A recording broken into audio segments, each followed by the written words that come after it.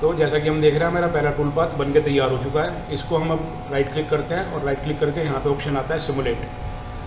Simulation दो तीन तरह की है, कई तरह की हैं। सबसे पहले जो ये हमने सेलेक्ट किया हुआ है ये है होस्टकैड। इसके कुछ ऑप्शंस स्टडी कर लेते हैं पहले। सबसे पहले ये जो बटन है, इससे टूल ऑन या ऑफ होता है। अगर मैं इसको ऑफ़ कर दूंगा तो मुझे जब मैं सिमुलेट करूँगा तो मुझे टूल दिखाई नहीं देगा। इसको हम कर देते हैं ऑफ सपोज, तो मेरा सिर्फ टूल पाथ चलेगा।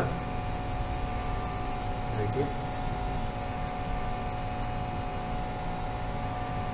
क्योंकि मैंने टूल ऑफ किया हुआ है, कुछ नज़र ही नहीं आ रहा है। जैसे ही मैं टूल ऑन करता हूँ तो मेरा टूल आ जाता है। ये है मेरा option show data. Show data का मतलब है, जिसको ऑन ऑफ करता हूँ यहाँ पे एक छोटी विंडो खुल जाती है जिसमें मुझे XYZ कोऑर्डिनेट्स दिखाई देते हैं कि मेरा टूल अभी किस पोजीशन पे चल रहा है, किस स्पीड पे चल रहा है, किस RPM पे चल रहा है, क्लॉकवाइज चल रहा है, स्टेप डाउन कितना है, टाइम कितना है, कंपनसेशन ऑफ है कि ऑन है। ठीक है, ये डेटा सब में कॉमन है। हम देख रहे हैं अभी होस्टकैड। दूसरी वेरिफिकेशन है हमारी सॉलिड वेरीफाई।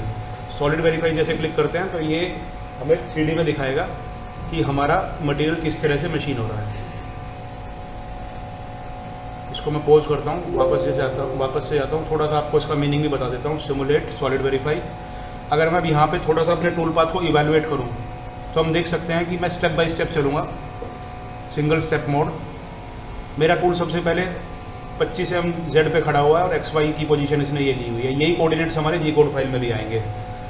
फीड ये ले रहा है और RPM 3500 है। ये हमने अंदर डिफाइन किया है, जो पैरामीटर्स वही पैरामीटर्स यहाँ पे आ रहे हैं। नेक्स्ट स्टेप में मैं जाता हूँ तो ये सेफ्टी डिस्टेंस तक 2 mm तक जाएगा, Z 2 mm और XY पोजीशन मेरी वही है। थर्ड स्टेप में हम देखेंगे ये रैम्पिंग, जो हमने रैम्पिंग डिफाइन की थी। 3 डिग्री का एंगल लेके इसने 0.5 डेप्थ अचीव कर ली है और अब ये इसको बनाना शुरू करेगा। तो यानी कि मेरे टूल ने डायरेक्टली प्लंज नहीं किया जॉब के अंदर। तो ये हो गई हमारी सिमुलेशन। अब आपको याद होगा कि हमने इस प्रोग्राम में जो वॉल और फ्लोर का जो मटेरियल था वो हमने 0 कर दिया था। यानी कि इस टूल से मेरा पूरा पॉकेट फिनिश हो जाना चाहिए। तो यहाँ पे एक ऑप्शन है जिसको बोलते हैं compare target and machine stock. ये तभी हो पाएगा जब हमने टारगेट और स्टॉक डिफाइन किया हो। अगर हमने स्टॉक नहीं डिफाइन करेंगे तो हम सॉलिड वेरिफिकेशन में आ ही नहीं सकते हैं। तो यहाँ से मैं कंपैरिजन में जाता हूँ और इसको एग्जीक्यूट करने को बोलता हूँ।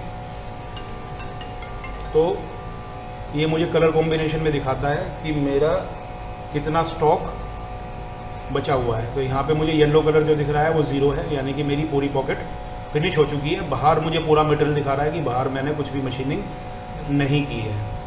तो इससे हमें स्टॉक और पार्ट की कंपैरिजन करके हम ये देख सकते हैं।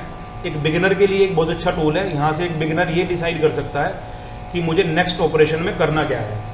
मुझे यहाँ से क्लियर हो जा रहा है कि जो बाहर जो मटेरियल बचा हुआ है मुझे वो मटेरियल टारगेट करना है, उसको मशीनिंग करनी है। तो ये मेरी सॉलिड वेरिफिकेशन है।